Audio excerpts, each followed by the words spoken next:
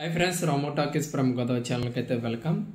మనకి SSC GD constable సంబంధించిన all ticket ఎలా డౌన్లోడ్ చేసుకోవాలి ఏంటి దాని గురించి అయితే ఫుల్గా అయితే వీడియో అయితే చేయడం అయితే జరుగుతుంది. వీడియో పూర్తిగా చూడండి, పూర్తిగా చూస్తేనే మీకు అర్థమవుతుంది గైడెన్స్ ఎలాగా ఏంటి, ఎగ్జామ్ సెంటర్కి ఎలా చేరుకోవాలి ఏంటి, అండ్ ఎగ్జామ్ సెంటర్కి ఏమేమి తీసుకెళ్ళాలి ఏంటి, డాక్యుమెంట్స్ అండ్ ఏం ఫొటోస్ కావాలి ఏంటి అన్న దాని గురించి అయితే టుడే అయితే మనకైతే ఫుల్గా చెప్పడం అయితే జరుగుతుంది. మీరు పూర్తిగా వీడియో చూసిన తర్వాత మీకు నచ్చితే మాత్రమే ఈ వీడియో మీ ఫ్రెండ్స్కి కానీ మీ ఫ్యామిలీ మెంబర్స్కి కానీ మీకు ఉపయోగపడుతుంది అంటేనే షేర్ చేయండి, ఓకేనా.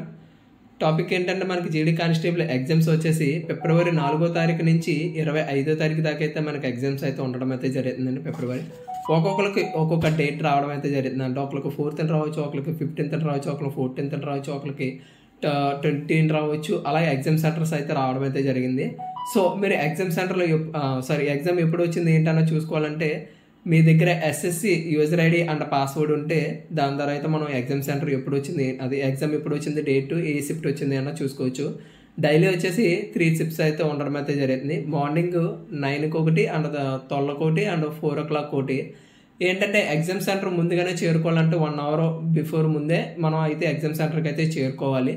ఎగ్జామ్ సెంటర్కి ఏమేమి తీసుకెళ్ళాలి ఏంటన్నది ఫస్ట్ అయితే ఆల్ టికెట్ డౌన్లోడ్ చేసుకున్న ఆల్ టికెట్ డౌన్లోడ్ చేసుకోవాలంటే ఆల్ టికెట్ మనకి ఎగ్జామ్ డేట్ 20వ తారీఖు ఉందంటే 4 రోజులు బిఫోర్ అంటే 16వ తారీఖు అయితే డౌన్లోడ్ చేసుకోవాలి. అండ్ ఇప్పుడు ఫస్ట్ స్టార్టింగ్ డేట్ 4th వచ్చింది అనుకో, అంటే 31st నుంచి కూడా ఆల్ టికెట్ అయితే డౌన్లోడ్ చేసుకోవడానికి అయితే ఎలిజిబిలిటీ. అయితే ఆల్ టికెట్ ఎన్ని పేజెస్ ఉన్నాయి, 4 pages ఉన్నాయి. ప్రింట్అవుట్ 2 pages అయితే ప్రింట్అవుట్ కంపల్సరీగా most first page and second page అయితే తీసుకువెళ్ళాలి. అండ్ దాంతోపాటు కూడా మనకి